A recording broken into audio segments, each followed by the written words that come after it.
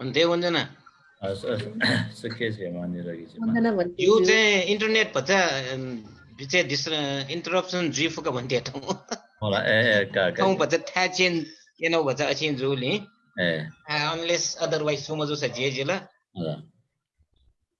ए जो आज के ठाउँ 2017 साल माघ 22 गते बिहिबार दिन त्यसमा ठाउँ ट्रेड नै पाखेँ तो 8 व 9 कसे कोभिड प्रथम वर्ष व मध्यम वर्ष भी ते बुध र बुधबार अध्यापन को जग्गा विजय ठाउँको जुल कोभिड अन्तिम वर्ष या बुध र बुधबार सामान्य क्लास निरन्तरता बिहा विजय नटुके चित्त चैतसिक अभिधर्म सम्बन्धी विशेष पश्चिमा पिनेको दृष्टिकोण छुट रहे विषयले हो के नभए हुँदो नटुके बारे कोभिड अन्तिम वर्ष या बुध र बुधबार सम्बन्धी पाठ बङ्गा विजाता तेनेट अनुरोधन आचना नमो तस्स भगवतो अरहतो सम्मा सम्बुद्धस्स श्रद्धे बोधियान भन्थे त वन्दना भन्तेलाई वन्दना उपस्थित सबैलाई मङ्गल कामना।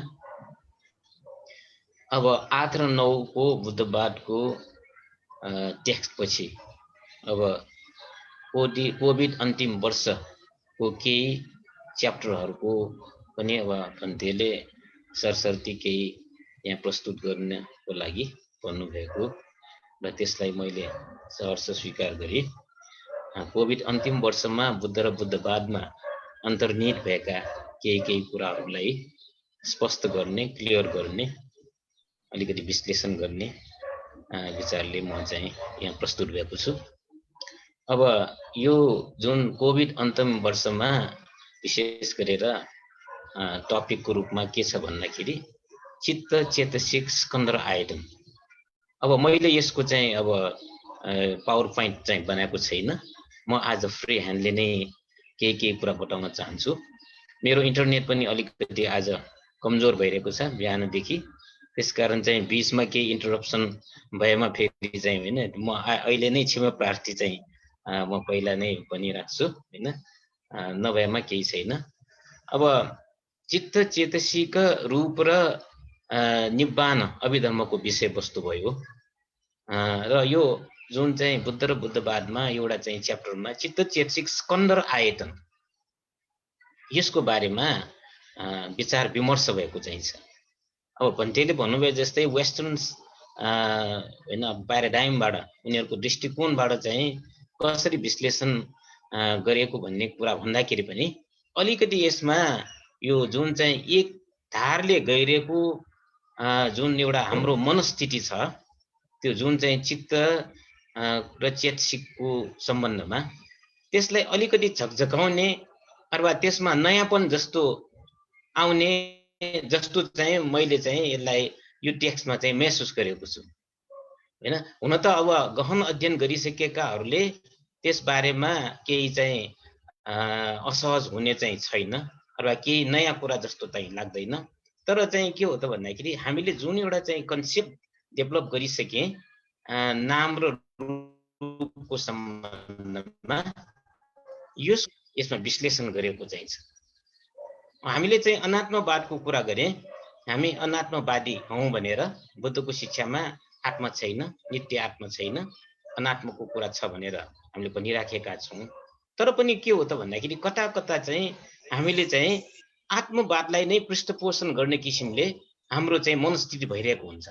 अनात्मवादमा पनि हामीले आत्मा चाहिँ खोजिरहेका हुन्छौं भन्ने कुरा चाहिँ होइन। अब धेरै जसोले चाहिँ यसको चाहिँ यस्तो किसिमले चाहिँ अनुभव गरेको आधारमा यसलाई पनि अझ स्पष्ट गर्नको लागि हैन अनात्मवाद नै होस्, अनात्मवाद भित्र आत्मवादलाई चाहिँ भित्र घुसाउने कार्य नहोस् भन्ने हेतुले चाहिँ यो जुन चाहिँ चित्त चेतसिक स्कन्द र आयतनको बारेमा यहाँ विश्लेषण गरेको जस्तो मलाई लाग्छ।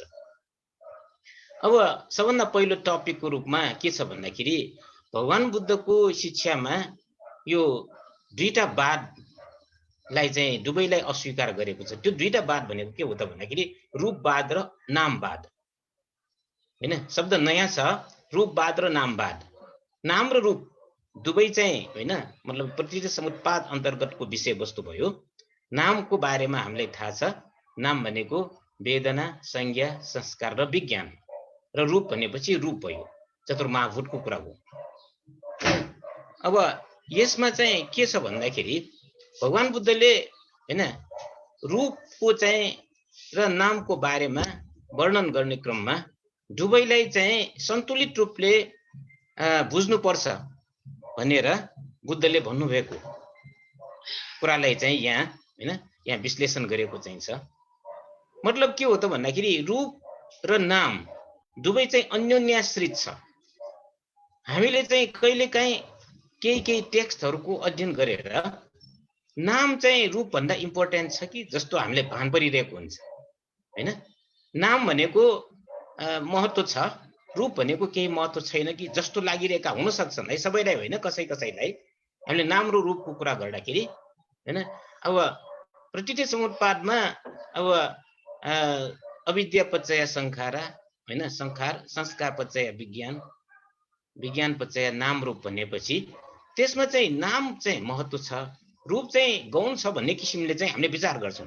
तर यहाँ सुरुमा नै के हो त भन्दाखेरि यो रूप जसरी चाहिँ के हो त भन्दाखेरि नाम चाहिँ नभइकन रूपको केही महत्त्व हुँदैन, त्यस्तै किसिमले चाहिँ रूप नभइकन पनि नामको महत्त्व हुँदैन। यो कुरा चाहिँ के हो त विशेष रूपमा बुझाउने प्रयास गरेको चाहिन्छ हैन। रूपवादलाई बुद्धले अस्वीकार गरेको छ हैन, मतलब रूपलाई इम्पोर्टेन्ट दिएको हैन, भौतिक रूपलाई चाहिँ इम्पोर्टेन्ट दिने जुन चाहिँ वाद हो त्यसलाई चाहिँ रूपवाद भनेर भनिन्छ हैन। म्याटरलाई इम्पोर्टेन्ट दिने वादलाई चाहिँ रूपवाद भनेर भनिन्छ। चतुर्माभूत चाहिँ हैन, पृथ्वी धातु, आपो धातु, तेजो धातु, वायु धातुलाई इम्पोर्टेन्ट दिनलाई चाहिँ रूपवाद भनेर भनिन्छ हैन। र रूपवादको त के हो त भन्दाखेरि बुद्धको शिक्षामा यसको चाहिँ के हो त भन्दाखेरि महत्त्व त्यति छैन। अब मतलब बुद्धले त्यसलाई चाहिँ अस्वीकारै गरेको छ, मतलब रूप मात्रको केही मतलब छैन भनेर भन्नुभएको चाहिन्छ। किनभने प्राणीको मृत्युपछि शरीर र नाम विच्छेद भई निरर्थक हुन्छ र प्रतिसन्धि चित्त मार्फत चाहिँ अर्को जन्म तय हुन्छ भनेर हामी भन्छौँ। तर नाम धर्मको निरन्तरलाई महत्त्व दिए पनि नाम नै सब थोक होइन है भन्ने कुरा चाहिँ यहाँ प्रश्न गर्न खोजेको चाहिन्छ। नाम मात्र सबै थोक होइन, रूप बिना नामको केही महत्त्व छैन भनेर भन्न खोजेको छ। त्यसकारण चाहिँ रूप एक्लै पनि केही होइन, नाम एक्लै पनि केही होइन। मतलब रूपवादको पनि चाहिँ अस्वीकार गरेको छ, नामवादलाई पनि अस्वीकार गर्नु भनेको रूप एउटाको मात्र अस्तित्व र नाम एउटाको मात्र अस्तित्व हुँदैन, दुवैको अन्योन्याश्रित चाहिँ जुन एउटा चाहिँ अस्तित्व भएमा मात्र केही कुरा हुन्छ भन्ने कुरा चाहिँ यहाँ भन्ने मतलब चाहिँ भन्न खोजेको हो। अब हामीले भन्छौँ कि होइन मानिसहरू मृत्यु हुँदाखेरि सबभन्दा अन्तिम चित्त के हो त भन्दाखेरि च्युति चित्त हो, त्यसलाई च्युति चित्त भनिन्छ होइन। अनि त्यसपछि अर्को जन्मको प्रथम चित्त के हो त भन्दाखेरि प्रतिसन्धि चित्त हो। अनि प्रतिसन्धि चित्त र यो जुन चाहिँ यो जुन च्युति चित्त भनेपछि चित्त मात्रै भयो नि, त्यसमा रूप छ कि छैन त, रूपको त्यहाँ चाहिँ अस्तित्व छ कि छैन भन्ने कुरा गर्दाखेरि प्रतिसन्धि चित्तमा पनि रूपको केही न केही अंश हुन्छ रे। त्यसलाई कलल रूप भनेर भन्ने गरिन्छ होइन। अभिधर्ममा हामीलाई आउँछ कलल रूप होइन। अब चाहिँ यहाँ एउटा उदाहरण दिएको छ कि एउटा मतलब चाहिँ बाख्राको भनौँ न एउटा रौँ, त्यसलाई चाहिँ एउटा तेलमा चोपिएर मतलब चाहिँ पटक पटक गरेर हामीले त्यसलाई चाहिँ होइन झट्कायो लगायो भने त्यहाँको तेलको अंश कति हुन्छ, एउटा सानो चाहिँ होइन लेन्थको एउटा चाहिँ केसमा भन्नु पर्यो रौँमा तेल चोपिएर त्यो तेललाई चाहिँ एकदम झट्का दिएर चाहिँ होइन धेरै पटक झट्का दिएपछि के हुन्छ भन्दाखेरि त्यो तेलको भाग त एकदमै कम हुन्छ वा अलिकति मात्र हुन्छ, त्यति नै चाहिँ के हो त त्यतिलाई नै कलर रूप भनेर भन्ने गरिन्छ होइन। अभिधर्ममा सायद आइसकेको होला। यो रूप चाहिँ प्रतिसन्धिसँग चित्तसँग चाहिँ सम्बन्धित हुन्छ रे। त्यसकारण चाहिँ नाममा केही अंश रूप भएकै हुनुपर्छ, अदरवाइज त्यो नामको केही महत्त्व हुँदैन। त्यसरी भन्ने काम चाहिँ यसमा चाहिँ होइन यो टपिकमा भन्ने गरेको चाहिन्छ। यसरी किन त भन्दाखेरि अब सामान्यतया हामीले चाहिँ नामलाई धेरै महत्त्व दिएका हुन्छौँ, बुद्धका अनुयायीहरू पनि नाम र रूपमा नाम इम्पोर्टेन्ट छ। मनो पुब्बङ्गमा धम्मा मनो सेठा मनोमया मनुषा चेपदुथेन भाषति वा करोति वा तत्त्वनं दुःखमन्वेति चक्रं वहतो पदं भनेर हामीले धम्मपदको प्रथम गाथा पढेका छौँ। त्यसमा चाहिँ मनलाई नै अगुवा, मन नै मुख्य भनेर देश नभएको कुरा चाहिँ हामीले पढिरहेका छौँ हैन। अनि अब यो पढेर चाहिँ मन नै सबथोक भनेर चाहिँ हामीले जुन बुझेमा त्यो गलत बुझाइ हुन जान्छ रे। मन इम्पोर्टेन्ट छ, तर मन मात्र होइन है, त्यसमा समथिङ चाहिँ के हो त, रूप चाहिँ हुनै पर्छ, रूपको पोर्सन हुनै पर्छ हैन। रूप धर्मले नाम धर्मको आधार लिनै पर्दछ र नाम धर्मले रूप धर्मको आधार लिनै पर्छ। त्यसपछि मात्र के हो त, अस्तित्वमा आउँछ। रूप मात्र कुनै मतलब हुँदैन, नाम मात्र कुनै मतलब हुँदैन। त्यसै नाम धर्म प्रमुख होइन भनेर चाहिँ यहाँ जुन चाहिँ हैन जमर्को गरेको कारण के हो त भन्दाखेरि अनात्मालाई माने तापनि बौद्धहरू अथवा बुद्धका अनुयायीहरूले नामलाई महत्त्व दिएर आत्मवादी जस्तो चाहिँ कुरा गर्ने यस्तो किसिमको चाहिँ हैन प्रवृत्ति विकास भइरहेको हुन्छ भन्ने किसिमले यसलाई स्पष्ट गर्न खोजिएको हो। त्यसमा भन्न खोजेको के हो त भन्दाखेरि रूप मात्रको पनि केही चाहिँ अस्तित्व छैन, त्यसकारण रूपवादलाई अस्वीकार गरेको चाहिन्छ। नाम मात्रको पनि केही अस्तित्व छैन, त्यसकारण त्यसलाई नामवादलाई पनि अस्वीकार गरेको छ हैन। त्यसमा रूप र नामको सम्मिश्रण भएर हैन एकदमै अन्योन्याश्रित भएर चाहिँ जुन चाहिँ अगाडि बढ्छ त्यसपछि मात्र के हो त निरन्तरता हुन्छ, त्यसपछि मात्र त्यसको अस्तित्व हुन्छ भन्ने काम चाहिँ गर्न खोजेको हो। अब एउटा कुरा अनि हामीले चाहिँ प्रकृति समुत्पादमा विज्ञानको कारणले नाम रूप भनेर भनिरहेका छौँ, त्यो कुरा स्पष्ट छ, ठीक छ, विज्ञानले नाम रूप हुन्छ हैन। विज्ञान भनेको के हो त प्रतिसन्धि विज्ञानको रूपमा लिन्छ यसलाई। विज्ञानको नाम रूप अथवा विज्ञान भनेको विजान्याति हैन, कोही चिजलाई थाहा पाउने कामलाई विज्ञान भनेर भनिन्छ, विशेष ज्ञान अर्को शब्दमा भन्नु पर्यो भने। विज्ञानले नाम रूप उत्पत्ति हुन्छ भनेर भनिरहेको छ भने, तर चाहिँ यो कुरा पनि सत्य हो कि नाम रूपको कारणले पनि विज्ञान हुन्छ रे हैन। अनुलोम मात्र होइन, प्रतिलोम पनि हुन सक्छ। त्यसका नाम विज्ञानको कारणले नाम रूप मात्र नभई नाम रूपको कारणले विज्ञान पनि उत्पत्ति हुन्छ भन्ने कुरा यो चाहिँ के हो त सामान्य हैन, मतलब चाहिँ बुद्ध धर्म अध्ययन गर्नेहरूको लागि चाहिँ नौलो हुन सक्छ, तर वास्तवमा त्यही हो भनेर भन्न खोजेको हैन। अब विशेष गरेर दिगो निकायको चाहिँ महानिदान सूत्रमा विज्ञानको कारणले नाम उत्पन्न भए जस्तै नाम रूपको कारणले विज्ञान उत्पन्न हुने तथ्य चाहिँ भन्नुभएको चाहिन्छ भगवान बुद्धले। यसरी नाम रूपहरू परस्पर आधारित रहेका विषयहरू हुन्। अब कसरी एउटा उदाहरण चाहिँ के दिएको छ भन्दाखेरि अब दुईटा बेडका मुठाहरूलाई चाहिँ हामीले चाहिँ प्रत्येक चाहिँ मुठालाई चाहिँ एक स्वतन्त्र रूपमा त्यतिकै चाहिँ राख्यो भने त्यो चाहिँ ढल्किन्छ अथवा चाहिँ के हो त ढल्छ।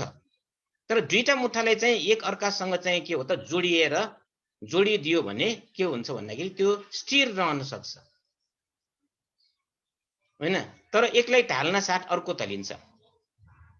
त्यसकारण के हो त भने जसरी अब हामीले चाहिँ अहिले चलन चल्ती छैन, एउटा उदाहरण यसमा के दिएको छ भन्दाखेरि बच्चा बेलामा अब नेवारी भाषामा मचाकठी भन्छ हैन।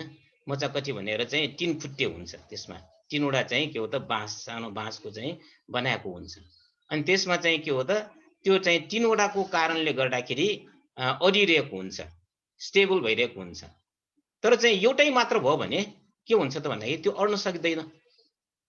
त्यस्तै किसिमले चाहिँ के हो त भन्दाखेरि नाम र रूपमा पनि के हो त भन्दाखेरि परस्पर आधारित रहेर मात्र अस्तित्व हुन्छन् हैन। नाम रूप निरोध हुनुको कारणले विज्ञान निरोध हुन्छ, विज्ञान निरोध हुनुको कारणले नाम रूप निरोध हुन्छ। विज्ञान रूप धर्मलाई अलग राखी एक्लै स्थिर रहन सक्दैन।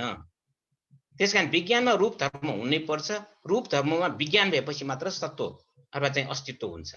सत्वहरूलाई चाहिँ अब जुन एउटा चाहिँ होइन ओजस आहार चाहिन्छ, आहार भनेपछि हामीले खाने कुरा पनि आहार हो, स्पर्श पनि आहार हो, मनको तर्कना पनि आहार हो हैन। अथवा केही चिजको बारेमा चाहिँ थाहा पाउने विज्ञान यो पनि आहार हो भनेर 4 प्रकारका आहारहरूको बारेमा बुद्धले भन्नुभएको चाहिँ छ हैन। हामी सामान्यतया मानिसहरूलाई पोषण हुनुको लागि चाहिँ आहार खान्छौँ, तर पोषण सामान्य आहारले मात्र होइन, कसैलाई चाहिँ स्पर्श गरेपछि पनि त्यो आहार हुन्छ। जस्तै सानो बच्चालाई आमाले चाहिँ एकदम स्पर्श मात्र गरे पनि उसको लागि चाहिँ एउटा न्युट्रिसन हुन्छ।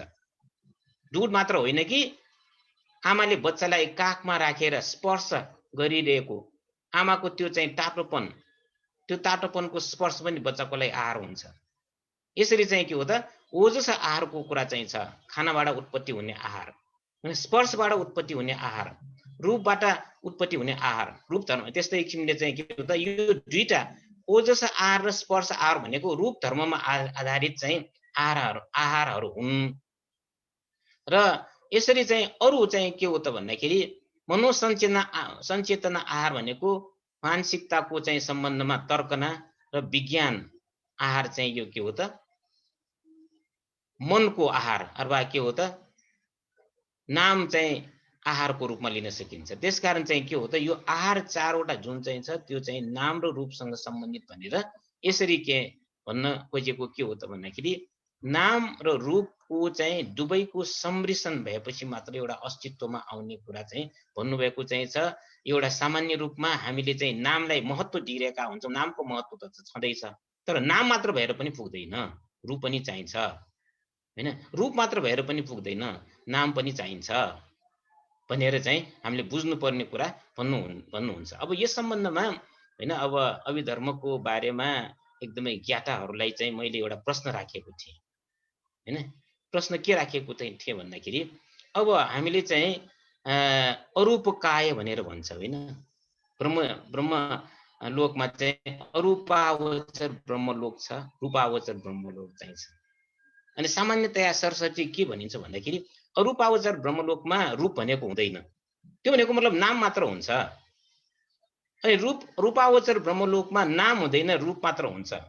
अनि यस्तो चाहिँ भन्ने यदि चाहिँ यस्तो भनाइ छ भने त्यो जुन नाम र रूपको चाहिँ अन्यान्यश्रितताको आवश्यकता किन भयो भने मैले चाहिँ होइन एकजना होइन अभिधर्मको बारेमा विज्ञलाई सोद्धाखेरि होइन उहाँले चाहिँ के भन्नुभयो त भन्दाखेरि, उहाँ चाहिँ गुरु पनि हुनुहुन्छ, रूपावचर ब्रह्मलोकमा पनि त्यो रूपमा चाहिँ नाम नभइकन हुँदैन।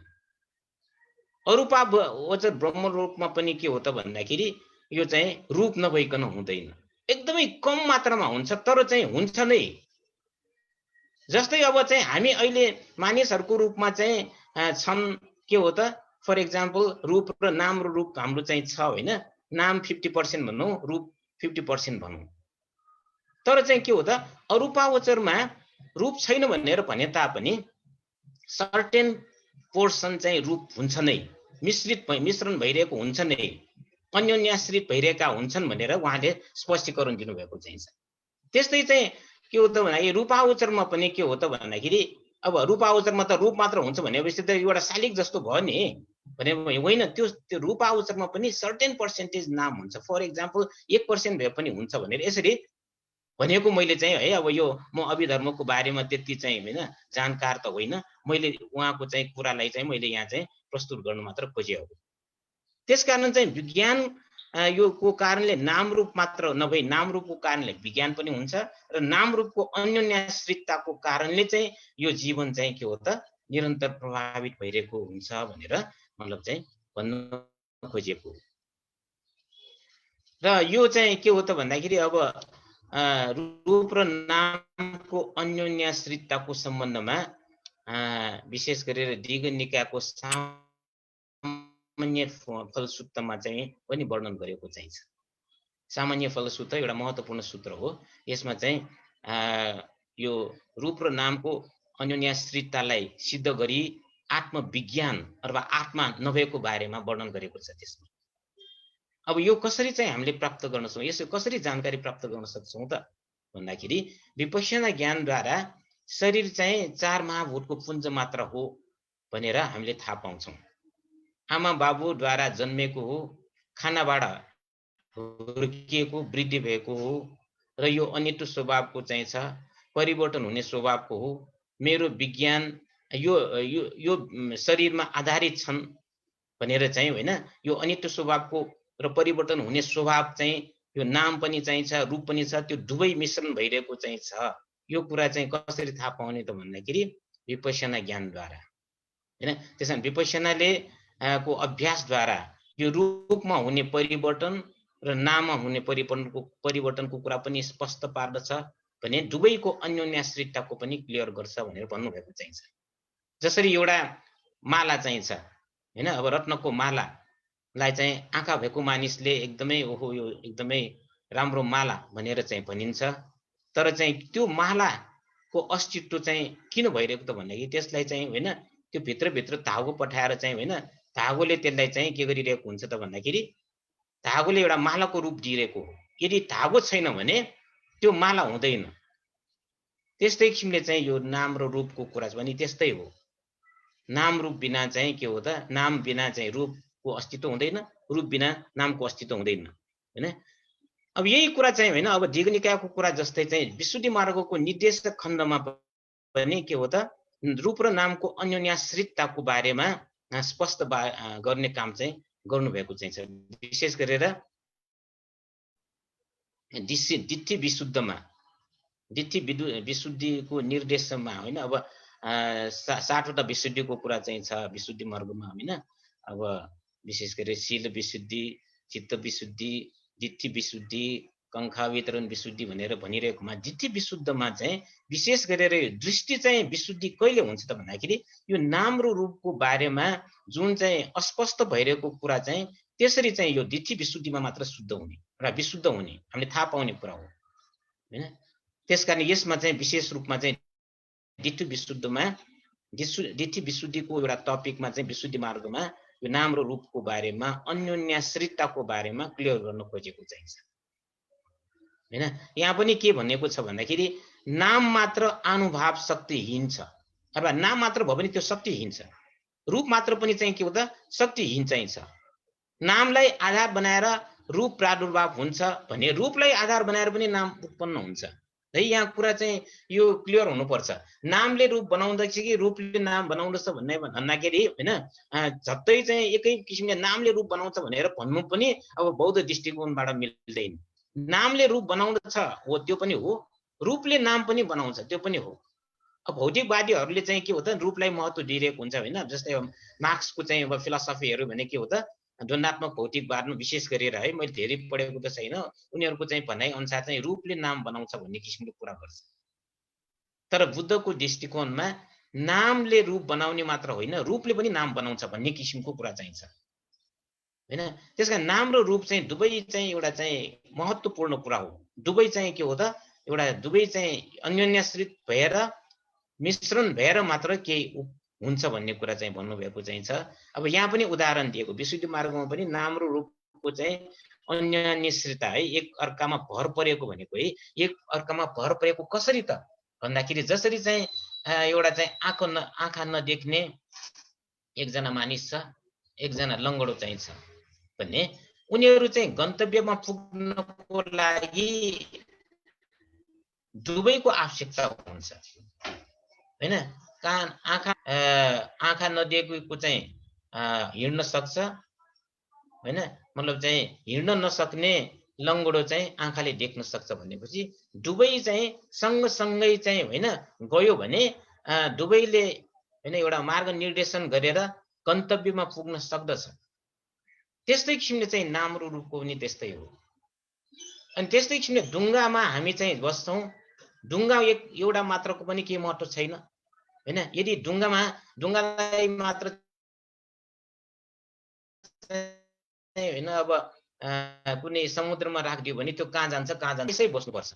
मानिसले चाहिँ अब त्यहाँ चलाउनु पर्यो हैन, मतलब चाहिँ एउटा हैन त्यहाँ चाहिँ ड्राइभिङ गर्नु पर्यो अथवा चाहिँ चप्पु भन्छ हैन, त्यो चाहिँ के हो त चलाउनु पर्यो। त्यो चलाएर मानिस पनि चाहिँ किनारमा पुग्छ, ढुङ्गा पनि किनारमा पुग्छ भनेपछि त्यस्तै किसिमले हो भनेर भन्न खोजेको हो। र अनि अब नामरूपको सम्बन्धमा यो नामरूप भएको चाहिँ छ, तर चाहिँ एउटा कुरा के त भन्दाखेरि यो नामरूपको प्रयोग बुद्धकालीन भन्दा अगाडि वेद तथा उपनिषदमा पनि देखा परेको विषय हो भन्ने कुरा यहाँ भन्न खोजेको चाहिँ छ। हैन लेखकले। अब विशेष गरेर यहाँ नाम र रूप, नाम भन्ना साथै एकजना व्यक्ति विशेषको नामको आधारमा पनि नाम भनेर भन्ने गरेको हो। र वेद र उपनिषदमा जुन चाहिँ एउटा नाम र रूपलाई चाहिँ वर्णन गरेको चाहिँ छ, त्यो चाहिँ के हो त विशेष गरेर आत्मवादसित सम्बन्धित गरेर विश्लेषण गरिन्छ उनीहरूले हैन। बुद्धको शिक्षामा पनि हामीले चाहिँ अब वेदना विज्ञान पचया नाम रूप भनेर भनिरहेका छौँ, तर त्योभन्दा अगाडि पनि नाम रूपको चाहिँ अस्तित्व छ, शब्दको अस्तित्व छ। तर त्यो शब्दको अर्थ के हो त भन्दाखेरि आत्मवादसित सम्बन्धित गरेर विश्लेषण गर्ने हिसाबले त्यसको अस्तित्व रहेको चाहिँ छ। तर चाहिँ के हो त भन्दाखेरि अब बुद्धको चाहिँ टिचिङ शिक्षामा पनि नाम र रूपको चाहिँ छ, तर नाम र रूपको सत्ता बुद्धले चाहिँ नयाँ शब्द प्रयोग गरेको भनेर यहाँ एउटा चाहिँ हैन एउटा जिकिर गर्ने कोसिस गरेको चाहिँ छ। त्यो नाम र रूपको सत्ता चाहिँ पञ्चस्कन्ध शब्द चाहिँ बढी प्रयोग गरेको चाहिँ छ। पञ्चस्कन्ध भनेको नाम रूप हो भनेर त्यसपछि मात्र के हो त स्पष्ट गर्ने काम भएको हो। मतलब चाहिँ नाम र रूपले चाहिँ हुबहु बुद्धले चाहिँ होइन उनीहरूको जुन चाहिँ एउटा भाषागत रूपमा जुन अर्थ आउने हो त्यस अनुसार चाहिँ प्रयोग नहोस् भनेर फेरि वान्स अगेन होइन एउटा चाहिँ नयाँ शब्द प्रयोग गर्नुभयो पञ्चस्कन्ध। त्यसकारण चाहिँ के हो त भन्दाखेरि पञ्चस्कन्ध नै के हो त भन्दाखेरि बुद्धको मौलिक शब्द हो भनेर चाहिँ यहाँ धेरै जसोले चाहिँ भन्ने गर्दछ हैन। तर चाहिँ के हो त भन्दाखेरि अब यसमा पनि अब है अब पश्चिमेलीहरूको यसमा एउटा चाहिँ के छ भन्दाखेरि यसरी भन्दै पनि पश्चिमेली विशेष गरेर अब मिसेस राइस डेभिस नै यसमा चाहिँ आलोचकको रूपमा समालोचकको रूपमा उहाँले चाहिँ स्कन्द भन्ने शब्द बुद्धको पछि मात्र प्रयोग गरेको पद भनेर चाहिँ फेरि चाहिँ आफ्नो मत चाहिँ राखिने काम चाहिँ गरेको थियो। यो स्कन्द भनेको चिज चाहिँ बुद्धको पछि मात्र प्रयोग भएको हो, बुद्धले प्रयोग गरेको शब्द होइन भन्ने किसिमले उहाँले कुरा गर्नुभएको थियो होइन। तर चाहिँ अब होइन विज्ञहरूले चाहिँ उहाँको चाहिँ त्यस कुरालाई चाहिँ खण्डन गरेर धर्मचक्र सूत्र तथा अनात्म लक्षण सूत्रमा समेतै स्कन्द प्रयोग भएको चाहिँ छ। त्यसकारण चाहिँ उहाँको चाहिँ जुन चाहिँ होइन बुद्ध पछि मात्र प्रयोग भएको भन्ने कुराको आधार चाहिँ छैन, उहाँको कुरालाई स्वीकार गर्न सकिँदैन भनेर चाहिँ भन्नुभएको चाहिँ छ हैन। संकितेन पचुपादा खन्दापि दुःख, पचुपादान खन्दापि दुःख भनेर बुद्धले चाहिँ होइन सुरुमै चाहिँ भन्नुभएको चाहिँ छ भनेर यसरी चाहिँ के हो त नाम रूप उहाँले भन्न खोजेको के हो त भन्दाखेरि बुद्धले नाम रूप शब्द नै मात्रै प्रयोग गरेको हो, पञ्चस्कन्ध शब्द प्रयोग गरेको होइन भन्ने किसिमले उहाँले चाहिँ भन्न खोज्या हो। तर होइन अब पाली लिटरेचरमा हामीले यत्र तत्र चाहिँ खोज्दाखेरि सुरुकै चाहिँ एउटा टिचिङ्समा सुरुकै जुन सूत्रहरूमा स्कन्दको चाहिँ कुरा चाहिँ छ, पञ्चस्कन्दको कुरा चाहिँ छ। त्यसकारण राइस डेभिसले चाहिँ यो जुन भन्नुभएको चाहिँ छ स्कन्द शब्द बुद्धको पछि मात्र प्रयोग गरेको भनेर चाहिँ जुन भन्नुभएको कुरालाई चाहिँ स्वीकार्न सकिँदैन भनेर चाहिँ उहाँले चाहिँ उहाँको कुरालाई खण्डन धेरै चाहिँ भएको चाहिँ हामी देख्छौँ र यो कुरालाई पनि हामीले थाहा पाइराख्नु पर्ने हो।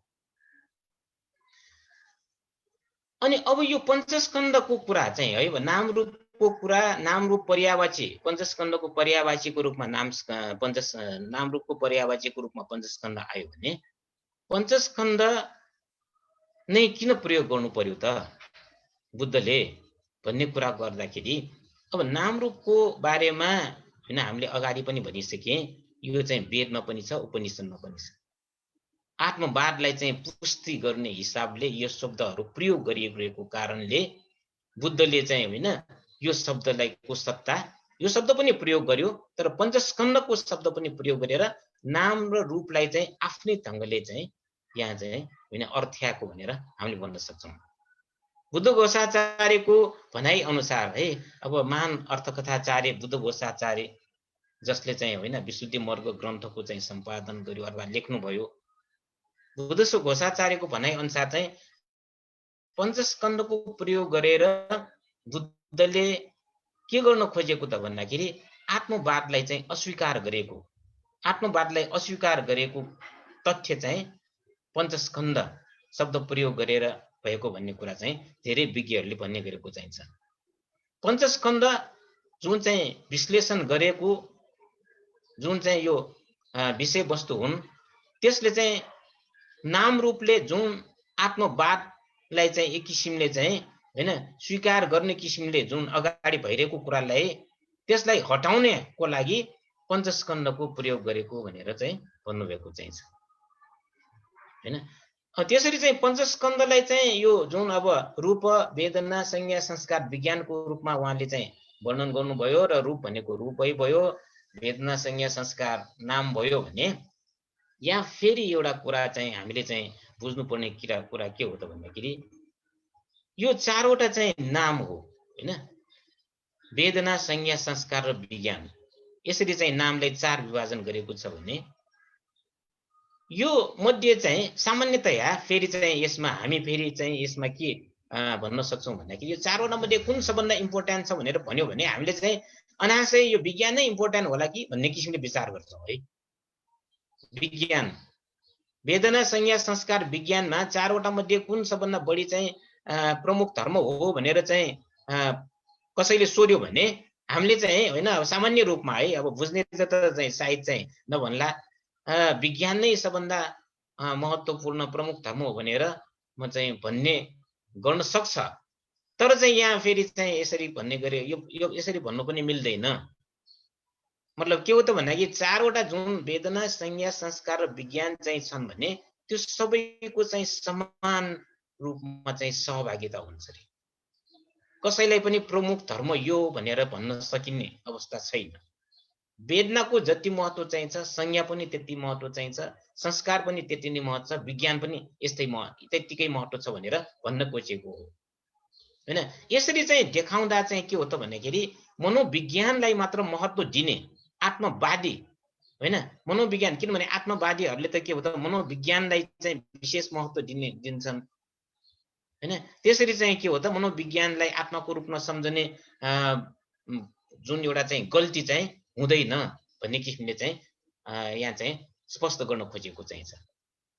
मतलब चाहिँ चित्त अथवा चाहिँ विज्ञानलाई मात्र के हो त भन्दाखेरि विशेष रूपमा महत्त्व दिनुपर्ने आवश्यकता छैन दिनु हुँदैन। संज्ञा संस्कार विज्ञानमा चारैवटाको पनि त्यतिकै प्रमुख अथवा चारैवटाको समान रूपमा चाहिँ महत्त्व छ। यसरी भन्न सक्यो भने विज्ञानलाई आत्माको रूपमा सम्झने गलत प्रवृत्तिबाट चाहिँ टाढा हुन सकिन्छ। अदरवाइज चाहिँ के हो त यहाँ पनि विज्ञानलाई महत्त्व दियो भने करिब करिब आत्मवाद जस्तै हुन जान्छ भनेर भन्न खोजेको हैन। अब यसमा चाहिँ अब वेदना संज्ञा संस्कार विज्ञानको अलिकति वर्णन गरेको चाहिँ छ। यहाँ वेदना के हो त अब नामको कुरा गर्दाखेरि वेदना भन्ना साथै विशेष गरेर स्पर्शलाई जान्ने स्वभाव वेदनाले चाहिँ स्पर्शलाई जान्ने स्वभावको रूपमा परिभाषित गरेको चाहिँ छ। प्रकृति समुत्पाद अनुसार चाहिँ स्पर्शबाट वेदना उत्पत्ति हुने कुरा उल्लेख छ। त्यसमा विशेष गरेर के हो त आध्यात्मिक आयतन। अब आध्यात्मिक आयतन भनेपछि के हो त भन्दाखेरि हाम्रो भित्रको चाहिँ एउटा फ्याकल्टिज भयो। अब आयतन भनेपछि के हो चक्षु श्रोत घ्राण जिह्वा काय मन यो आध्यात्मिक चाहिँ के हो त आयतन भयो। त्यसमा आरम्भन हुने के हो त रूप शब्द गन्ध रस शब्द हैन रूप गन्ध रस स्पर्श धर्म भन्ने किसिमको कुरा चाहिँ भयो हैन। यसरी चाहिँ के हो त यो दुईटा आध्यात्मिक र बाह्य आरम्भनको संगठन भनेको जुन चाहिँ एउटा चाहिँ हैन अब जुन स्पर्श हुन्छ त्यसबाट हुने अनुभव चाहिँ वेदना हो। यो कुरा चाहिँ सामान्य रूपमा हामीले थाहा छौं। अनि वेदनाको कुरा गर्दाखेरि पनि अब सामान्यतया वेदना तीन किसिमको चाहिँ छ।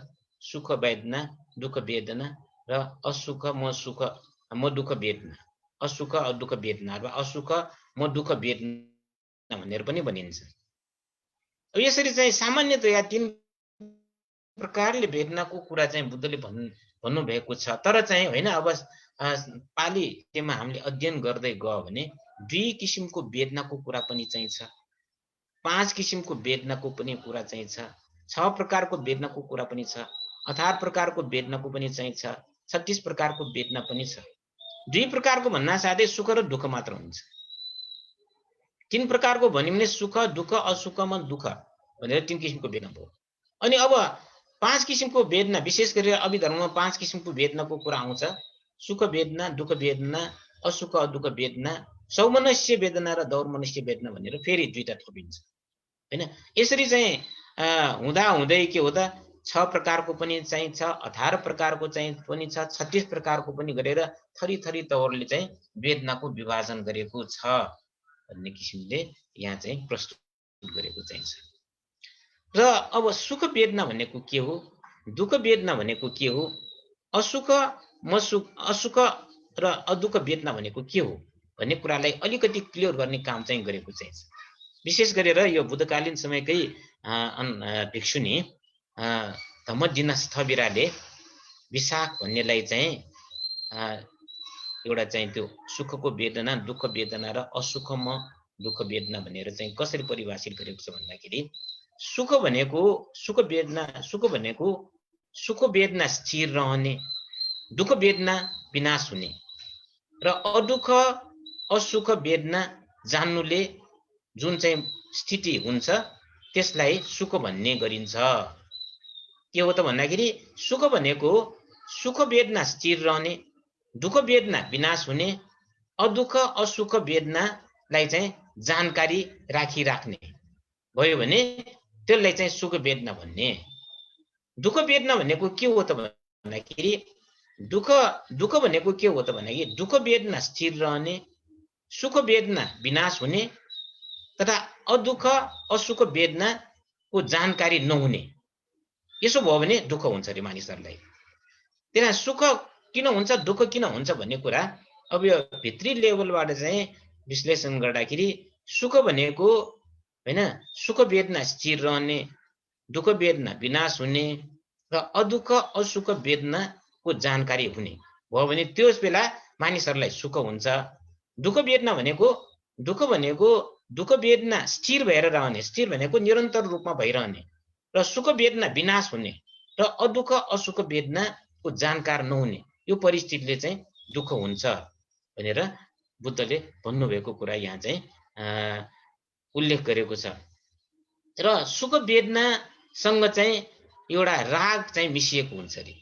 सुख वेदनामा रागानुशय हुन्छ हैन, दुःख वेदनामा द्वेष चाहिँ हुन्छ र प्रतिघानुशय हुन्छ। प्रतिध भनेर पछि यो द्वेषको कुरा हो, प्रतिधानुशय हुन्छ र अदुःखमा सुख वेदनामा अविद्यानुशय पुसिएको हुन्छ। त्यसकारण चाहिँ सुख वेदना राग, दुःख वेदना द्वेष, असुखमा दुःख वेदना हैन, असुख अदुःख वेदना अविद्यासँग सम्बन्धित अथवा चाहिँ मोहसँग सम्बन्धित हैन। मूल रूपमा तीनवटा चाहिँ मोटो क्लेश भनेको के हो त भन्दाखेरि राग द्वेष र मोह हो भने सुख वेदना रागसँग सम्बन्धित हुन्छ, दुःख वेदना द्वेषसँग सम्बन्धित हुन्छ र मोहसँग सम्बन्ध के हुन्छ भन्दाखेरि सुख पनि होइन दुःख पनि नभएको वेदना चाहिँ मोहसँग सम्बन्धित हुन्छ। त्यसकारण चाहिँ विपश्यनामा विशेष गरेर हामीले चाहिँ होइन अब कर्मस्थानाचार्यहरूले हामीलाई चाहिँ निर्देशन दिने बेलामा हैन के भन्ने गरिन्छ भन्दाखेरि सुख वेदना जुन चाहिँ प्राप्त हुन्छ हैन, त्यो चाहिँ के हो त अब ध्यान गर्दा गर्दै सुख वेदना हामीले चाहिँ प्राप्त भइरहेको छ भने त्यसमा चाहिँ हामी फस्नु हुँदैन। त्यस बेला चाहिँ के हो त रागलाई हटाउनको लागि प्रयास गर्नुपर्छ। सुख वेदना भयो भने रागलाई हटाउनको लागि प्रयास गर्नुपर्छ। त्यसकारण चाहिँ जुन सुख वेदना चाहिँ उत्पत्ति भइरहेको हुन्छ ध्यानीहरूको अगाडि, त्यो चाहिँ उसको लागि एउटा के मौका हो त भन्दाखेरि रागलाई हटाउने चाहिँ उसलाई मौका प्राप्त गरिरहेको हो। सुखमा रुमल्लिएर एकदमै आनन्दित भएर एकदमै के हो त त्यसप्रति आसक्ति हुने किसिमले चाहिँ त्यस्तो चाहिँ हुनु हुँदैन। त्यसकारण ध्यान गर्दाखेरि कहिले सुख कहिले दुःख वेदना कहिले हैन मतलब असुख अदुःख वेदना हुन्छ भने त्यो तीनैवटा वेदनालाई चाहिँ प्रयोग गर्ने कुरा चाहिँ ध्यानी गुरुहरूले भन्नुहुन्छ। सुख वेदना भयो भने रागलाई हटाउनको लागि चाहिँ आधार भयो, दुःख वेदना भयो भने द्वेषलाई हटाउने आधार भयो र चाहिँ के हो त मतलब चाहिँ असुख अथवा सुख पनि होइन दुःख पनि नभएको वेदना भइरहेको भने त्यसलाई मोह हटाउनको लागि चाहिँ आधार हो। त्यसकारण चाहिँ आउनै पर्छ, सुख जुन चाहिँ सुख वेदना हुनै पर्यो, दुःख वेदना हुनै पर्यो र चाहिँ असुख अदुःख वेदना हुनै पर्यो। त्यो तीनवटा चाहिँ वेदनाले हाम्रो चाहिँ के हो त मोटो चाहिँ एउटा क्लेशलाई हटाउनको लागि प्रयोग हुनुपर्छ भनेर चाहिँ यसरी जुन चाहिँ भन्नुभएको कुरालाई यहाँ क्लियर गर्न खोजेको चाहिँ छ। त्यसकारण वेदना भनेको चिज के हो त भन्दाखेरि एउटा पार तर्नको लागि महत्त्वपूर्ण कुरा भनेर जुन भन्छ नि होइन। अब जुन चाहिँ वेदनालाई चाहिँ हामीले तृष्णातिर लाने हो कि वेदनालाई प्रज्ञातिर लाने हो। हाम्रो अधिकार चाहिँ छैन वेदना नहोस् भनेर, तर चाहिँ वेदनाबाट चाहिँ तृष्णामा हाम्रो मनलाई चाहिँ लाने जुन चाहिँ प्रयास चाहिँ हामीले नलाने प्रयास हामीले गर्न सक्छौँ, त्यो अधिकारको कुरा हो। सामान्यतया हामीले चाहिँ दुःख वेदनालाई चाहिँ तृष्णामा लान्छौँ। वेदना पचया तन्ना भनेको त्यही कुरा हो त भन्यो। हामीले चाहिँ सुख वेदना भयो भने एकदमै राग उत्पत्ति हुन्छ, त्यो पनि तृष्णा भयो होइन। त्यस्तै किसिमले चाहिँ अब दुःख वेदना भयो भने द्वेष उत्पत्ति हुन्छ, त्यो पनि तृष्णा भयो होइन। असुख अदुःख वेदना भयो भने मोह हुन्छ, त्यो पनि के हो त तृष्णा नै भयो भने। अब त्यो वेदनालाई चाहिँ एकदमै हामीले चाहिँ थाहा पाएर त्यो वेदनाको आधारले नै चाहिँ हामी के गर्न सक्छौँ भन्दाखेरि हामीले यो संसार चक्रलाई चाहिँ के हो त जुन संसार चक्रमा सामान्यतया हामी फसिरहेका हुन्छौँ, त्यसबाट हामीले चाहिँ के हो त छुटकारा प्राप्त गर्न सकिने आधार पनि भन्छ। त्यसकारण चाहिँ वेदना पचया तन्ना होइन, वेदना पचया प्रज्ञाको कुरा चाहिँ यहाँ भन्न खोजेको चाहिँ छ। त्यसकारण वेदना हुन्छ, त्यो हुनु नै पर्छ। वेदना हुनु हाम्रो चाहिँ होइन अधिकारको नहुनु अथवा हुनु हाम्रो अधिकारको कुरा होइन, तर वेदनालाई चाहिँ तृष्णातिर नढल्काउने काम चाहिँ हामीले गर्न सक्छौँ, त्यो हाम्रो चाहिँ अधिकारको कुरा हो भनेर यसरी चाहिँ भन्ने काम चाहिँ गरेको चाहिँ छ। अब त्यस्तै चाहिँ होइन, अब वेदना चेतसिकको रूपमा यहाँ एउटा शब्दको प्रयोग गरेको चाहिँ छ। वेदना भनेको चेतसिक भयो होइन। अब चित्त छ, चेतसिक छ। चेतसिक भनेको कतिवटा छ भन्दाखेरि 52 प्रकारको चेतसिक चाहिँ छ। अब पञ्चस्कन्धमा होइन यो जुन चाहिँ वेदना संज्ञा संस्कार र विज्ञान, वेदना संज्ञा र संस्कार तीनवटा के हो त भन्दाखेरि यो चेतसिक हो। चित्त मात्र चित्त हो र विज्ञान मात्र चित्त हो। वेदना संज्ञा र संस्कारमा वेदना 1, संज्ञा 1, संस्कार 52। संस्कार कति हो त 52 भयो। यस हिसाबले चाहिँ के हो त 52 चेतसिकको कुरा चाहिँ भयो। 52 भयो होइन। 52 चेतसिकको कुरा यसरी भयो। यसरी चाहिँ के हो त भने त्यो जुन चाहिँ वेदना चेतसिकलाई चाहिँ विभिन्न शब्दहरू पाली पदहरू प्रयोग गरेको कुरा चाहिँ यहाँ भन्न खोजेको चाहिँ छ। विशेष गरेर धेरै शब्दहरू चाहिँ छन्। अब यो शब्दको विशेष गरेर के हो त करुणा, मेत्ता, पामुज्ज, मुदिता, अनुकम्प आदि वेदनासँग सम्बन्धित चेतसिकहरू हुन्। ती मध्ये चाहिँ अनुकम्प भन्ने चाहिँ शब्द बुद्धको शिक्षाको चाहिँ बुद्धको टिचिङ्सको महत्त्वपूर्ण शब्दको रूपमा प्रयोग भएको भनेर चाहिँ धेरै जसले भन्छन्।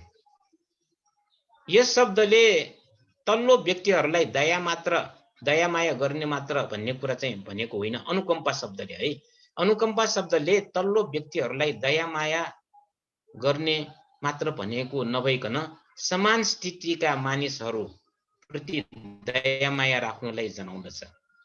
अब हामीले चाहिँ के हो त भन्दाखेरि दया माया करुणा भन्ने चाहिँ जुन चाहिँ शब्द एकदमै चाहिँ होइन आफूभन्दा दुखी भइरहेका प्राणीहरूप्रति उत्पत्ति गर्ने एउटा चेतसिक हो, मनोवृत्ति हो।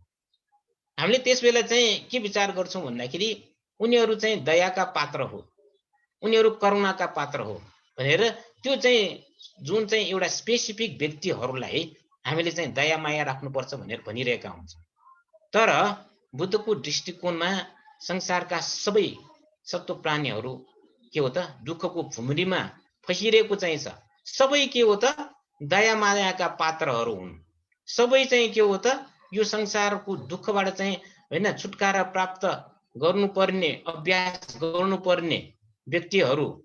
अब त्यस्तो किसिमको चाहिँ अभ्यास गरेमा उनीहरूलाई चाहिँ के दुःखबाट मुक्त हुन्छन्, उनीहरूलाई अनुकम्पा राख्नुपर्छ भनेर यस्तो धारणाले चाहिँ बुद्धले चाहिँ के हो त अनुकम्पा भन्ने शब्द प्रयोग गरेको।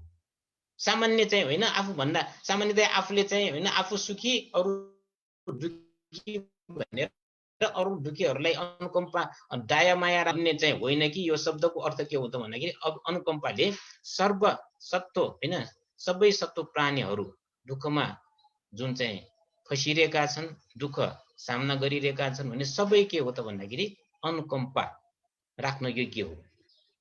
सद्धर्मको जुन चाहिँ उनीहरूले थाहा नपाएको कारणले गर्दाखेरि उनीहरू चाहिँ के हो त भन्दाखेरि एकदमै दुःखमय जीवन बिताउन बाध्य भइरहेका छन्। आज चाहिँ दुःख छैन भनेर उनीहरूले विचार गरे तापनि आज होइन सुख भनेर विचार गरे तापनि त्यो सुख भन्ने कुरा चाहिँ के हो त तुरुन्त परिवर्तन भएर दुःखमा परिणत हुन्छ नै। जुन चाहिँ सुख भनिरहेको चाहिँ छ त्यो पनि वास्तवमा दुःख नै हो, वास्तविक रूपमा त्यो दुःख नै हो, दुःखको कारक नै हो भनेर चाहिँ त्यसकारण अनुकम्पा शब्द बुद्धले विनयी प्राणीहरूको कल्याण गर्नको लागि चाहिँ प्रयोग गरेको शब्दको रूपमा लिइन्छ। त्यसकारण चाहिँ के हो त भन्दाखेरि बुद्धले आफूलाई एउटा चाहिँ प्रस्तुत गर्ने क्रममा बुद्धले आफूलाई चाहिँ कल्याण मित्रको रूपमा प्रस्तुत गर्नुभएको चाहिँ छ। म अरू कोही होइन, कल्याण मित्रको रूपमा मलाई ठाने पनि पुग्छ, किनभने कल्याण मित्रहरूले समग्र दुःखलाई चाहिँ निवारण गर्नको लागि चाहिँ एउटा बाटो दिन्छ। यति मात्र मैले चाहिँ होइन बाटो मात्र म देखाउन आएको हो, मैले मेरो काम भनेको बाटो मात्र देखाउने हो। त्यो बाटो देखाउने भनेको कल्याण मित्रको रूपमा मैले काम गरिरहेको हो। त्यो बाटोमा जाने काम त अरू आफैले गर्नुपर्छ। तुमे हि किचङ आतब्बम अखातारो तथागता हैन, बाटोमा अगाडि त अग्रसर त आफै जानुपर्छ, आफै हुनुपर्छ, बाटो देखाउने काम मात्र मेरो हो। यस हिसाबले के हो त सबैलाई म अनुकम्पा राखेर मैले बाटो देखाउने काम गरेको हो। यो बाटो देखाउने काम भनेको अनुकम्पा हो। यो सही बाटोमा हिँड्नुपर्छ भनेर जुन भन्नु भनेको यो अनुकम्पा मात्र हो भनेर यस हिसाबले चाहिँ यो जुन चाहिँ वेदना चेतसिकसँग सम्बन्धित विभिन्न शब्दहरूमा अनुकम्पा शब्द भनेको बुद्धको मौलिक शब्द भन्ने कुरा चाहिँ धेरै जसो विज्ञहरूले भन्ने गरेको चाहिँ छ। यसलाई चाहिँ मिसेस राइस डेभिसले पनि स्वीकार गर्नुभएको चाहिँ छ। हो, वास्तवमा चाहिँ बुद्धले चाहिँ जुन एउटा भएको चाहिँ छ त्यो अनुकम्पा भनेको अरू जुन चाहिँ हैन गैर बौद्ध क्षेत्रमा प्रयोग गरेको चाहिँ देखिँदैन। त्यो मौलिक रूपमा बुद्धको आफ्नै चाहिँ शब्द हो। बुद्धले चाहिँ जुन एउटा चाहिँ बुद्धत्व प्राप्त गरिसकेपछि जति पनि काम गर्नुभएको चाहिँ छ त्यो अनुकम्पाको आधारमा भनेर यसरी भन्नु खोजेको चाहिँ हो। अब यसपछि अब हैन एउटा संज्ञाको कुरा गरौँ। संज्ञा वेदनाको कुरा यहाँ भयो हैन। संज्ञा के हो त भन्ना साथै संज्ञा भनेको सम्झना राख्ने धर्म हो रे, सम्झना गर्ने। अब संज्ञाको हामीले परिभाषा दिँदाखेरि के हो त भन्दाखेरि पहिचान गर्नेलाई चाहिँ संज्ञा भनिन्छ, अथवा यसमा स्मरण सम्झना गर्नेसँग पनि सम्बन्धित हुन्छ हैन। अब एउटा कुरा के हुन्छ भन्दाखेरि संज्ञाको कुरा गर्दाखेरि यहाँ एउटा के मतलब चाहिँ अप्ठ्यारोपन विश्लेषण गर्ने क्रममा हुन्छ भन्दाखेरि हामीले चाहिँ हिजोको कुरा सम्झिरहेका हुन्छौँ, अस्तिको कुरा सम्झिरहेका हुन्छौँ र चाहिँ अहिले भन्दा एकछिन अगाडिको कुरा पनि सम्झिरहेका हुन्छौँ, धेरै अगाडिको कुरा पनि सम्झना राखिरहेका हुन्छौँ। तर चाहिँ एउटा के हो त भन्दाखेरि अनात्मवाद भनेर भनेपछि त चित्त प्रत्येक क्षण चाहिँ अनित्यको रूपमा प्रत्येक क्षण परिवर्तन भइरहेको हुन्छ भने त्यो परिवर्तन भएको चित्तले फेरि अगाडिको जुन चाहिँ चित्तले चाहिँ जुन चाहिँ हैन ग्रहण गरेको कुराले फेरि कसरी चाहिँ थाहा पाउन सक्यो त? अनात्मवाद भनेर उत्पाद र व्यय हुने चित्तको मात्र अस्तित्व भएको बुद्ध धर्ममा पुराना कुराहरू सम्झने संज्ञा कसरी अस्तित्वमा आउन सकिन्छ? त्यो एउटा चाहिँ तड्काउँ रूपमा चाहिँ सोधिने क्वेसन हो है। फेरि एकपटक म भन्छु है, अनात्मवाद भनेर उत्पाद र व्यय हुने चित्तको मात्र अस्तित्व भएको, अनात्मवाद भन्ना साथै उत्पत्ति र व्यय मात्र हुने चित्त, कुनै पनि किसिमले यसमा चाहिँ के हो त मतलब चाहिँ सर्वशक्तिमान चाहिँ के हो त अजर अमर नित्य ध्रुव शाश्वत चाहिँ आत्मा छैन भनेर चाहिँ जुन चाहिँ भन्छौँ त्यस्तो चाहिँ उत्पाद र व्यय हुने चित्तको मात्र अस्तित्व भएको बुद्ध धर्ममा पुराना कुराहरू सम्झने संज्ञा कसरी अस्तित्वमा आउन सकिन्छ? यसलाई चाहिँ कसरी क्लियरेन्स गरेको छ भन्दाखेरि चित्तधारा जुन क्षणक्षणमा परिवर्तन भइरहन्छ त्यसले अतीतका कुराहरूको सम्झना कसरी सम्भव भयो बुद्धको दृष्टिकोणले भन्दाखेरि यसमा चाहिँ विशेष गरेर 24 वटा प्रत्येकको कुरालाई चाहिँ वर्णन गरेको चाहिँ छ। पठानको कुरा आउँछ। पठानमा चाहिँ यो जुन एउटा चाहिँ हैन 4 वटा प्रत्येकको कुरा चाहिँ छ, त्यो 4 वटा प्रत्येकको कुरालाई अगाडि सारेर यसलाई स्पष्ट गर्ने काम गरेको छ। विशेष गरेर अब बर्माका उस्वे जा भन्ने एकजना प्रज्ञाविदले यसलाई क्लियर गर्ने काम गरेको चाहिँ छ। 24 प्रत्येकको कुरा उल्लेख गरेपछि त्यसको आधारमा यो जुन चाहिँ उत्पाद र व्यय हुने चित्तको जुन चाहिँ चित्तको अस्तित्वमा पनि के हो त संज्ञाको अस्तित्व कसरी हुन्छ भन्ने कुरा हामीले भन्न सक्छौं भनेर उहाँले चाहिँ एउटा निराकरण गर्ने काम चाहिँ गरेको चाहिँ छ। यो 4 वटा जुन चाहिँ पठानको चाहिँ यो जुन 24 वटा प्रत्येकमा 4 वटा प्रत्ययलाई विशेष रूपमा चाहिँ यसको क्लियरिफिकेसनको लागि अगाडि सार्न सक्छौं। अनन्तर प्रत्यय, समानन्तर प्रत्यय, नास्ति नथि अथवा नास्ति प्रत्यय र अविगत प्रत्यय। अब यसमा के हो त भन्दाखेरि यहाँ अगाडि निरोध र शान्त हुने चित्त धर्मले एउटा चित्त उत्पत्ति भएपछि त त्यो निरोध हुन्छ तुरुन्तै हैन। अब यहाँ प्रश्न के हो त भने निरोध भइसकेको चित्तले चाहिँ ग्रहण गरेको जुन कुरा हो त्यो कुरा फेरि अर्को चित्तले कसरी सम्झनामा राख्छ भनेर भन्न खोजेको हो नि हैन। त्यसमा चाहिँ के हो त भने अगाडि निरोध र शान्त हुने चित्त धर्मले पछि नयाँ उत्पन्न भएर आउने चित्त धर्मलाई उपकार गर्ने यो चाहिँ के हो त स्वाभाविक धर्म हुन्छ रे। यो त एउटा चित्त निरोध र शान्त भए लगत्तै त्यसको शक्ति पछि आउने चित्तलाई हस्तान्तरण हुने हुन्छ। अब यो कुरा हामीले ध्यानले मात्र वास्तवमा थाहा हुने कुरा हो, हामीले बौद्धिक रूपमा भनिरहेका हुन्छौं। एउटा चित्त निरोध र शान्त भए लगत्तै हैन, यो त भइरहेकै हुन्छ हैन। अब एक चुटकी बजाउँदाखेरि सहस्र कोटि चित्तहरू उत्पत्ति र विनाश हुन्छ भनेर भन्ने गर्छौं हामीले हैन। एउटा चित्त निरोध र शान्त भए लगत्तै त्यसको त्यो चित्तको जुन शक्ति पछि आउने चित्तमा पनि हस्तान्तरण हुने हुन्छ। यसरी पहिला चित्तको अंशको रूपमा पहिलो चित्तको अंश अर्को चित्तमा समावेश हुन जाने भएकोले अघि निरोध र शान्त भई लोप भएर गए तापनि सम्झना राख्ने कार्य संज्ञा चैतसिकले गर्ने हुन्छ भनेर यसरी भन्ने चाहिँ गर्यो हैन। अब जस्तै चाहिँ के हो त भन्दाखेरि मेणबत्ती बलिरहेको हामीले देख्छौं। हामीले त्यो मेणबत्तीको जुन एउटा चाहिँ ज्योति, त्यही ज्योति अगाडि जुन चाहिँ सुरुमा बालेको ज्योति जुन चाहिँ छ अन्तिममा जुन चाहिँ ननिबन्जियलसम्म बदलिरहेको ज्योतिलाई चाहिँ एउटै भनेर सामान्य रूपमा मानिसहरूले भन्छन् हैन। तर अलिकति विश्लेषण गर्यो भने त्यसले थाहा हुन्छ कि त्यसमा त के हो त त्यसमा चाहिँ धागो, त्यसको मेन प्रत्येक क्षण चाहिँ के हो त जलिरहेको हुन्छ र एउटा एक क्षणमा एउटा मतलब चाहिँ मेन चाहिँ समाप्त हुन्छ, एउटा धागोलाई चाहिँ जलाउँछ, त्यसले चाहिँ एक झिल्का दिन्छ, त्यस्तै किसिमले अर्को मेन जल्छ, अर्को धागोलाई जलाउँछ, अर्को झिल्का दिन्छ। यसरी हुँदा हुँदै निरन्तर रूपमा चाहिँ त्यो के हो त मेन जलिरहेको जस्तो चाहिँ जुन हुन्छ त्यस्तै हिसाबले चाहिँ चित्त पनि त्यस्तै किसिमले चाहिँ के हो त निरन्तर प्रवाह भइरहेको हुन्छ भने त्यसमा के हो त भने जसरी चाहिँ एउटा पहिला बलिरहेको मेनले जुन चाहिँ मेन र चाहिँ धागोले चाहिँ जुन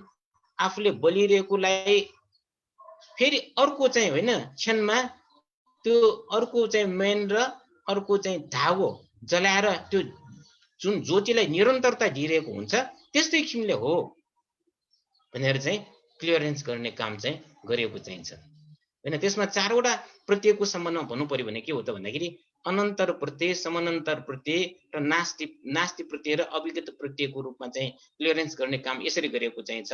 अनन्तर प्रत्यय भन्ना साथै के हो त चित्तको प्रवाह, एउटा चित्त निरोध भएर अर्को चित्त उत्पन्न हुने, यसलाई चाहिँ अनन्तर प्रत्यय। समानन्तर प्रत्यय भन्ना साथै एउटा चित्त छँदै अर्को चित्तको उदय हुने, अब यसमा पनि अब विस्तृत रूपमा बुझ्यो भने फेरि चाहिँ एकदमै विस्तृत रूपमा चाहिँ सूक्ष्म रूपमा चाहिँ हैन यसको चाहिँ अर्कै अर्थ हुन सक्छ हैन। चित्त एउटा छँदै अर्को चित्तको उदय हुने, समानान्तर रूपमा चाहिँ उत्पत्ति हुने हैन। समानान्तर भनेको प्यारलली। त्यसै नास्ति प्रत्यय भन्ना साथै केही चीज नभएर पनि केही हुन्छ रे। नठी प्रत्ययमा केही चीज नभएर अर्को हुने। यसलाई चाहिँ हैन अब उदाहरण रूपमा के दिएको छ भन्दाखेरि सूर्य चाहिँ र चन्द्रमा दुईटै आकाशमा हुन्छ।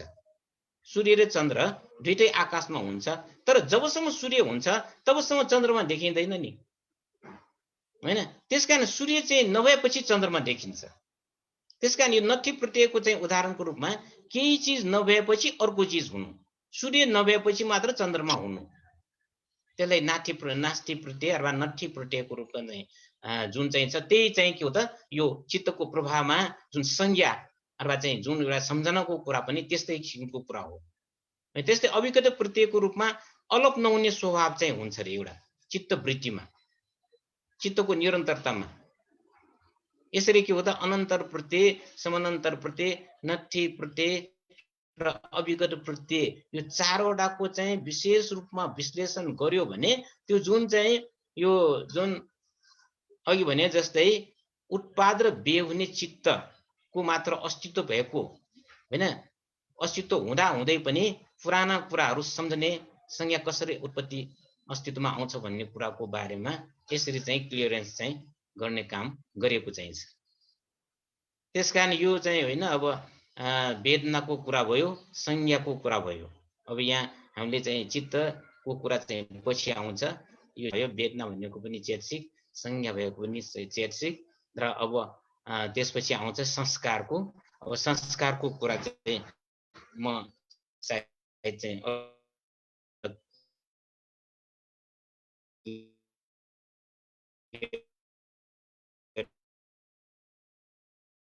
गर्न प्रस्तुत गर्ने चाहिँ अथवा चाहिँ पोइन्ट गरेको पनि छैन मैले, केही कुरालाई चाहिँ अगाडि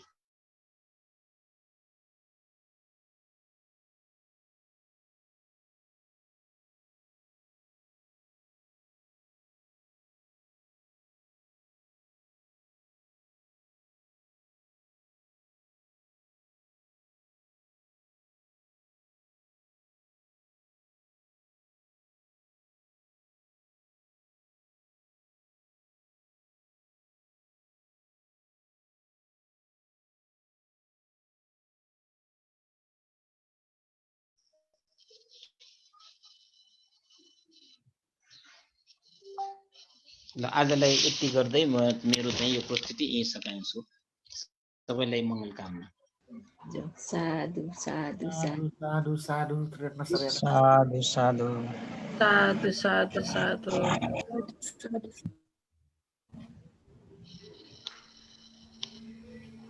अन्त्यजु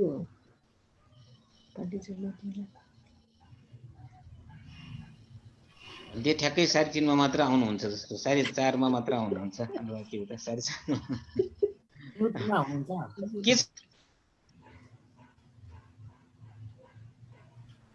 त्यही गरे। केही प्रश्नहरू छ भन्ने सोध्नु भए पनि हुन्छ। सर यो समानान्तर अनन्तर त्यो चारवटाको एकचोटि अलि एक्सप्लेन गरिदिनुहुन्छ कि? होइन, अब समानान्तर भनेपछि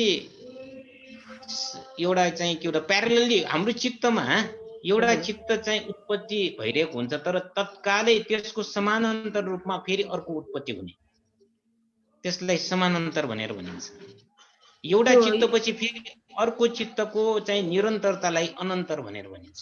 एउटा नसकिँदै अर्को उत्पत्ति हुने, अर्को उत्पत्ति हुने त्यस्तो पनि अब अवस्था हुन्छ रे। एउटा नसकिँदै अर्को चित्त उत्पत्ति हुने त्यसलाई समानान्तर भनेर भनिन्छ। एउटा चित्तको समाप्तिपछि फेरि अर्को चित्त उत्पत्ति हुने त्यसलाई चाहिँ अनन्तर।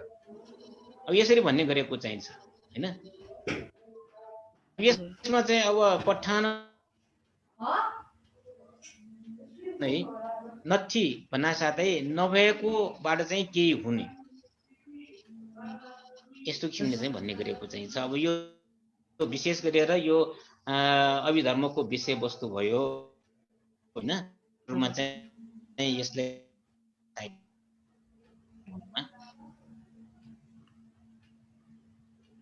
अविगत भनेपछि के भयो सर? गरेर यो मानिसहरुमा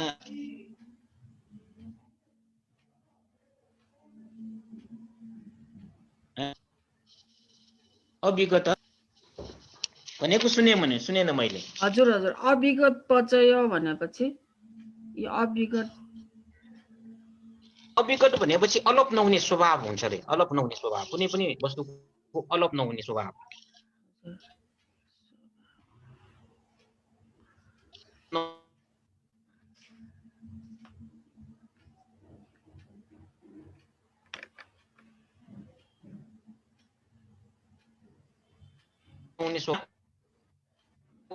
उदाहरण दिएको चाहिँ के हो चाहिँ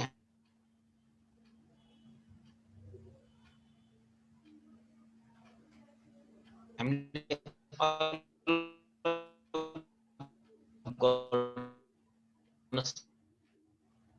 सकिँदैन भनेर यसरी भनिएको।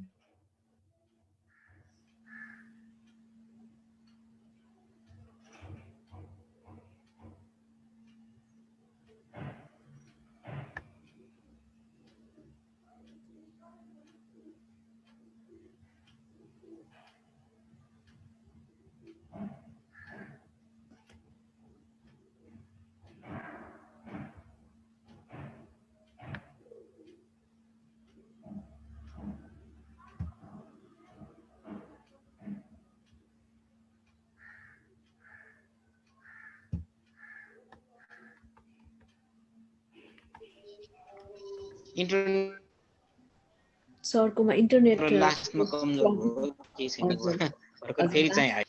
त्यस भए आजलाई यति नै गरौँ है। भन्थे चाहिँ अब सिध्याइदिनु ल, गुनुजीले सिध्याइदिनुहोस् न ल, समापन गरिदिनुहोस्। सर साधुवाद। भन्थे चाहिँ क्लासको चाहिँ होला। आज त्रिरत्न सरले कक्षा 10 को यो बुद्ध र बुद्धवादको जुन क्लास लिएर रूपवाद र नामवादको बारेमा विस्तृत रूपमा जुन विभिन्न दृष्टिकोणबाट हामीलाई जानकारी दिनु भएकोमा धेरै धेरै साधु साधु साधु साधु साधु साधु साधु सबैजनालाई। अहिले हामी छुटौँ होला। अब बेलुका 6 बजेको क्लासमा हामी फेरि भेटौँला। त्रिरत्न सरसित चाहिँ अर्को हप्ता भेटौँला सर। धन्यवाद। धन्यवाद ल सबैलाई मङ्गल कामना सहित ल आजलाई यति नै।